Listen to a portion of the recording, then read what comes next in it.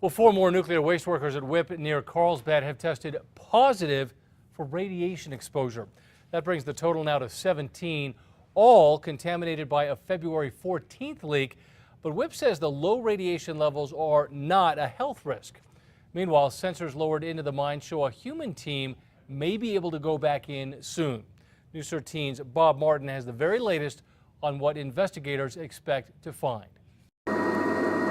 3 weeks later, and it remains a mystery. Valentine's night radioactive contamination from the tunnels below escapes here into the open air. No one was underground, but at least 17 workers on the surface ingest some of the radioactive particles. Wipp experts say the levels were so low, lower than background radiation and far below EPA limits, the employees have no health risk.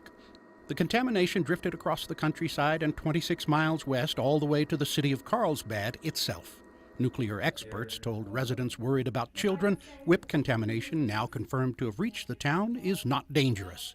Below any limits, just above background, and would result in no health potential to a child or a fetus. It all began 2,000 feet down in a bed of salt. There are dozens of rooms, each the length of a football field.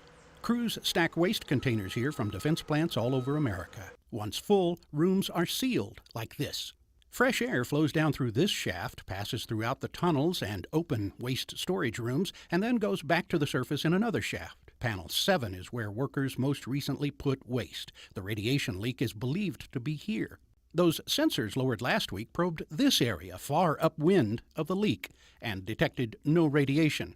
So a human team will likely first be sent to this safe area. Coincidentally, more than half a mile away from Panel 7, 9 days before the leak, Wipp had a fire down here. A salt truck burned. Because of that, no workers were in the mine on the day of the leak. That night, the leak was first detected by an air monitor sitting here. Because the air was flowing over the waste and then past the monitor, it's thought most likely part of the roof of the mine here collapsed on and ruptured containers. Another possibility, a container blew up. When the first radiation was detected below, air filters here were automatically engaged where mine air returns to the surface. Most of the contamination was captured, but a small fraction escaped into the air. No one will know for sure what happened until man or robot physically gets to Panel 7. Wipp tunnels are designed to eventually collapse on the waste just years later, not while workers are here. Roof sections here have collapsed before, 2 decades ago during stress tests. Hundreds of tons of salt crashed down. To prevent that, long roof bolts are drilled deep into the ceilings of tunnels. Salt is elastic, though, so from the first moment tunnels are dug, they start to close back in. Roof bolts slow down, but don't stop that. Since the beginning, miners have patrolled the underground with big poles, knocking off flakes that have begun to crack loose so they don't hurt someone. Regardless of what they determine actually caused the accident, the Department of Energy says there's no basis to some of the rumors floating around the area here that Wipp might get shut down. That question has not come up a single time. The question has not been if we're going to open Wipp, it's been how can we get it reopened.